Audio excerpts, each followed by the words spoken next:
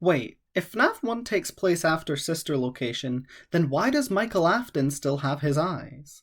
Michael never lost his eyes, because he still has to literally see, and the dark eyes we saw was just to make him look creepy.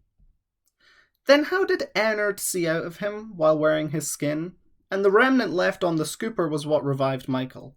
Michael didn't come back to life randomly, he possessed his own corpse, so he wouldn't have needed his eyes anymore, just like William in the haunted animatronics.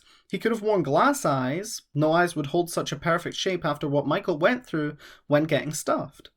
Okay then, smart guy. How does a man walk around with no eyes? How does a man use a monitor with no eyes? Logically, he had to have kept his eyes.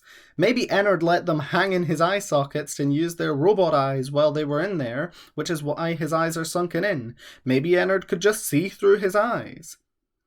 Remnant doesn't bring people back to life, it attaches their souls onto a vessel it's contained in. The same thing happened to Michael. He's supernatural to some degree. If the missing children don't need their original eyes to see, then neither did Michael. How would a man be hired for a security guard position if he had no eyes? He could have worn sunglasses.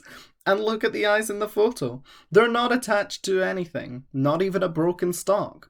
And how would malleable eyes hold a default shape after what his face went through? They could be glass eyes which just popped out, and he wouldn't have wanted to look possessed. Honey, if he was being hired, they wouldn't let him wear sunglasses 24/7. That's not how job interviews work. Maybe he does have glass eyes, but he needs eyes of some kind, because in the real world, it's pretty easy to figure out someone was missing their actual eyes. Just a sideways glance and he's busted. It'd be seen as rude to keep them on. What's his excuse gonna be? He has poor vision? Then he wouldn't be hired. Maybe the glass eyes substituted as working like real eyes, similar to the animatronics eyes working for the missing children. So he could move the eyes as if they were real. Exactly! So maybe he has fake eyes. The point is, he would have eyes. I still think that he kept his old ones, which he couldn't put the rest of the organs in himself. He kept his old eyes, or found one similar to his old ones.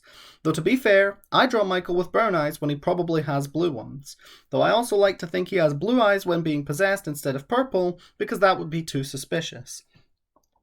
He was shown to have blue eyes in the custom night cutscenes, the same colour eyes he has here.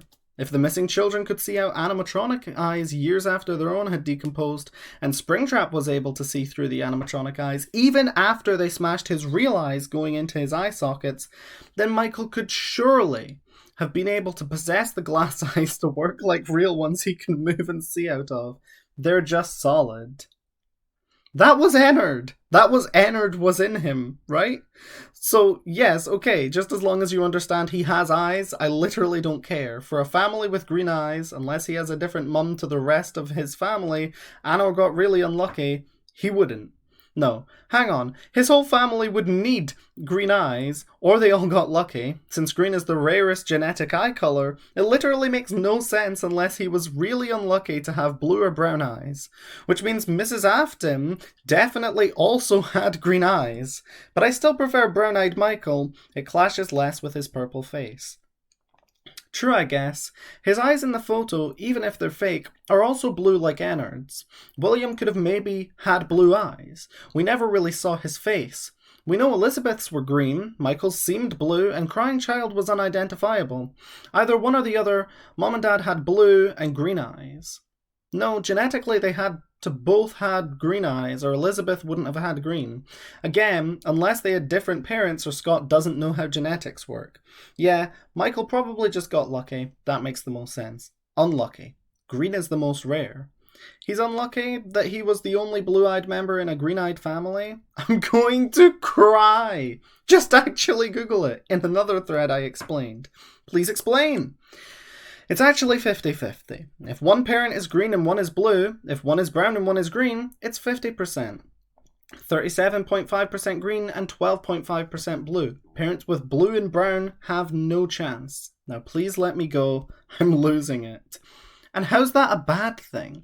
It's not. I meant it was the most likely option, and the rest of his family got lucky and had green eyes. Oh my god. You dead? Ah yes, thank you YouTube for playing Everybody Knows Shit Fucked during my mental decline. Okay, can you say swear words yet? Genuinely curious. Of course I can, you bitch. Bitch, hun. It's bitch. Okay, son of a bitch.